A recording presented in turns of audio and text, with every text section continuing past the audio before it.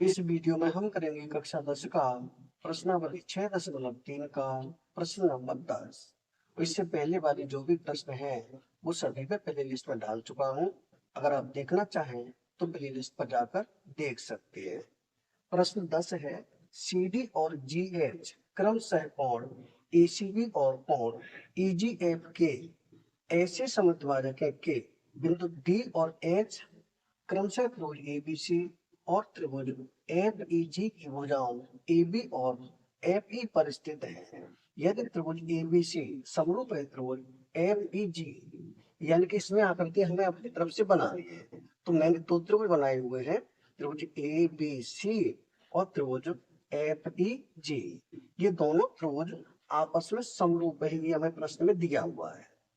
और इसमें जो डी है ए बी पर है और जो डी सी है कोण सी को समद्विभाजित करती है। इसी प्रकार से इस त्रिभुज में जो एच है वो एफ ई पर स्थित है और एच, ये वाली एच जी कोण जी को समद्विभाजित करती है। ये इस प्रकार से आकृतियां दी हुई है। हमें इसमें से क्या सिद्ध करना है? यह है दर्शाइए के। इसमें तीन भाग है, तीनों भागों को हम एक एक करके हल करेंगे। तो पहले करेंगे इसका पहला भाग।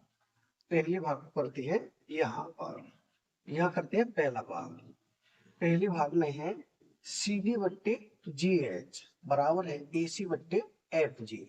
यानी कि सी डी कहाँ पर है? सी डी ये है सी डी बट्टे जी एच, यानी कि सी डी बट्टे जी एच बराबर है ए सी बट्टे एफ जी।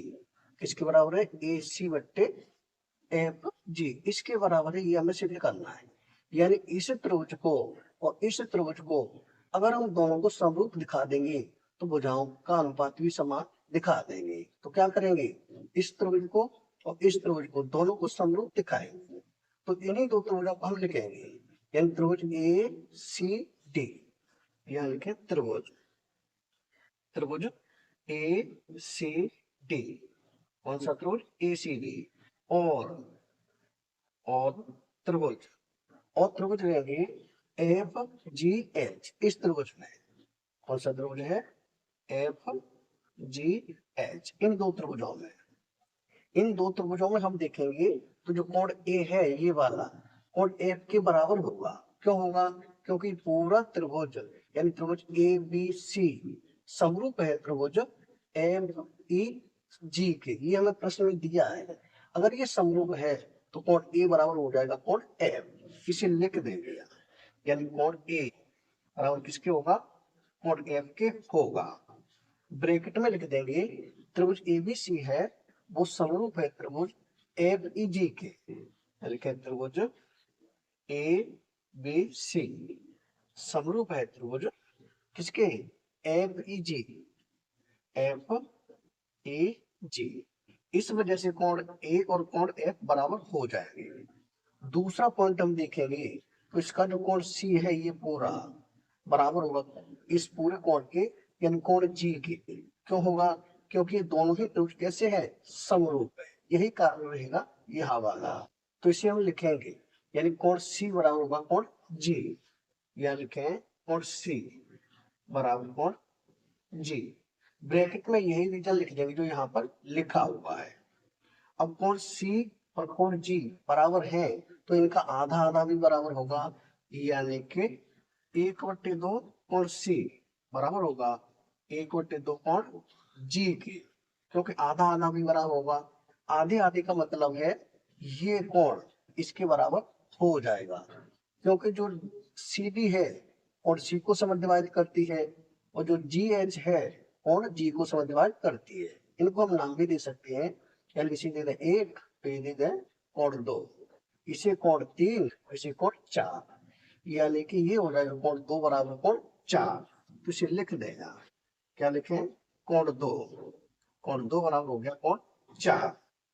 अब हम दोनों त्रिभुजों में दो कोण बराबर दिखा चुके हैं, यानी कि कोण ए बराबर कोण एफ दिखा चुके और कोण 2 बराबर कोण 4 तक दिखा चुके हैं। कोण 2 बराबर कोण 4 दिखा चुके हैं, यानी इस त्रिभुज में और इस त्रिभुज में हम दो कोण बराबर दिखा चुके हैं। इसका मतलब एंगल एंगल से ये दोनों त्रिभुज हो जाएंगे सम। तो इसे लिख देंगे, यानी कि एंगल एंगल। समरूपता समरूपता नियमों से कौन कौन सा त्रिभुज है? त्रिभुज ACD, त्रिभुज ACD समरूप होगा किसके? FGH के, त्रिभुज FGH। यानी कि ACD कहाँ है? ACD ये वाला समरूप है FGH इसके समरूप है। अगर ये त्रिभुज इसके समरूप है तो इनकी भुजांकन अनुपात भी बराबर होगा। तो हम क्या लिख देंगे? CD बट्टे GH, यानी ये हो जाएगा CD बट्टे GH। इसे लिखे यहाँ पर, ये हो जाएगा CD बट्टे GH बराबर किसके होगा? बराबर हो जाएगा ये AC बट्टे FG, AC बट्टे FG। यहाँ लिख देंगे AC बट्टे FG। यही हमें सिद्ध करना था पहले भाग में कि CD बट्टे GH बराबर AC बट्टे FG, जो कि हमारा सिद्ध हो चुका है। यह हो जाएगा पहले भाग का उत्तर। अब हम करेंगे इसका दूसरा भाग। तो यहाँ करते हैं दूसरा भाग। दूसरे भाग में है त्रिभुज DCB। कौन सा त्रिभुज? DCB ये वाला त्रिभुज समरूप होगा त्रिभुज HGE के, इस त्रिभुज के समरूप होगा। यानी ये वाला त्रिभुज है इस त्रिभुज के समरूप होगा, ये हमें दिखाना है। तो इन्हीं त्रिभुजों को लिखें। यानी त्रिभुज कौन सा है? DCB, तो DCB। और त्रिभुज कौन सा है? HGE में, इन्हीं दो त्रिभुजों में। तो इस त्रिभुज में और इस त्रिभुज में हम देखेंगे तो कोण B है, कोण E के बराबर होगा। क्यों होगा? क्योंकि पूरा त्रिभुज इस त्रिभुज के समरूप ऊपर दिया हुआ है हमें प्रश्न में। तो इसे हम सीधा लिख दें, कोण B बराबर है कोण किसके? E के, कोण E। चाहे तो ब्रैकेट में लिख सकते हैं त्रिभुज ABC समरूप है त्रिभुज FEG के। लिख देते हैं त्रिभुज ABC, त्रिभुज ABC समरूप है त्रिभुज FEG, त्रिभुज FEG ये समरूप है, इस वजह से ये कोण बराबर है। और अभी अभी हमने सिद्ध किया था कि जो कोण C है कोण G के बराबर है, तो इनका आधा आधा भी बराबर है। यानी कोण 1 बराबर हो जाएगा कोण 3। तो यहाँ लिखा कोण 1 बराबर कोण 3।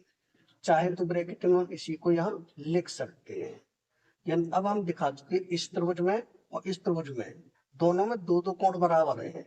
अगर दो दो कोण बराबर है तो ये त्रिभुज इसके समरूप हो जाएगा। यानी त्रिभुज DCB, यानी कि त्रिभुज DCB समरूप होगा कौन से त्रिभुज की?